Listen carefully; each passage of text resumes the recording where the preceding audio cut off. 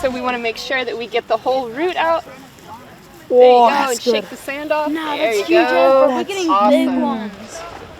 These young volunteers are putting their school holiday to good use, learning how to protect the dunes and Marine Parade Reserve in Mount Maunganui. We do things within the community like removing weeds. We'll do some hand weeding and removal of things like marram grass and daisies and lupins, and replace those with native plants, primarily spinifex and pinau, which are our two front dune plants.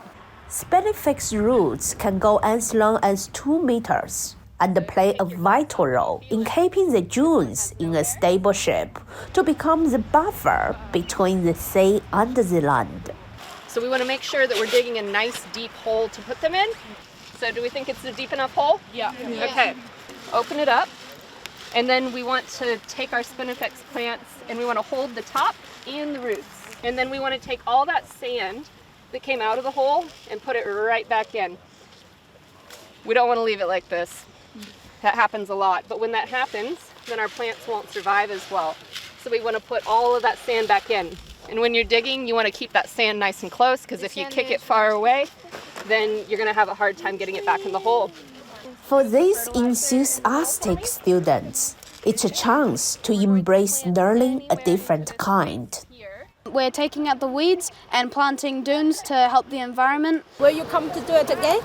Yeah, of course I'll come to do it heaps of times. I mean, it's good to, get out, get some fresh air. I learned a lot. I learned a lot of new stuff that I didn't know about, like the sand dunes and the plants and how they help us. I love it so much. It's fun planting. I learned how to plant and dig the daisies out of the sand. While the ultimate goal is to get them engaged in protecting their environment, there is plenty of fun to be had too. Altogether today we would have planted about 96 of them. I met a really cool new friend, her name's Summer. She just started today just like me, and I feel like it's really important to do this because it brings us all together and it's good for the environment. Te Ara Kaha is an adventure-based program run through Bay of Plenty Youth Development Trust. We're getting all of those children in the program involved in activities that are engaging them with the community, the environment, and fun, adventurous, challenging activities. The children got really involved. It was awesome. They all wanted to give it a go and gave it their best shot, and it was actually really hard to get them out of there. So they actually really thoroughly enjoyed that, which is great. And by teaching them early, the dedication and the passion will be passed on to the next generation. We get these students who are coming out and learning about the beach, and those students that we had when the program began 30 years ago are now coming back as the parents on the field trip. So you can see a whole generation of people who have gone through the Coast Care program. We're always looking for volunteers. We actually have a really good community of volunteers. Some of them have been multi-generationals, particularly the 5 to 10-year-olds who are just sucking up the information that we provide them and then sharing that with their parents, their grandparents, their aunties and uncles, and with other kids as well. So growing our understanding of our dune systems and the importance of the dune system in resilience from climate change is critical. Coast Care is a coastal restoration program which began in 1994 and has now grown throughout the Bay of Plenty. We operate along the sandy coastline of 156 kilometres of the region, and we operate from Waihi Beach to the East Cape on the east coast. We were already seeing some significant degradation of the coastal dune systems, particularly down at Mount Maunganui, right down at the end there.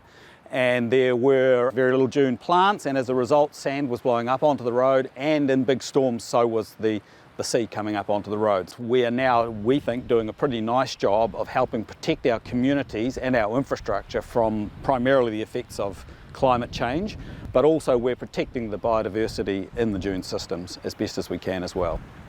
May to September is their busiest time, as it's the best window to plant. It's wet enough for the spinifex, it's cool enough that they're going to get well established before we get our hot, dry summers. Every year, thousands of volunteers help to plant about 60,000 plants, and the change is visible. Over the past 30 years, The dunes in the mount are noticeably less weedy. They've grown out further. Living on the beach, I've seen all of the storms come in here.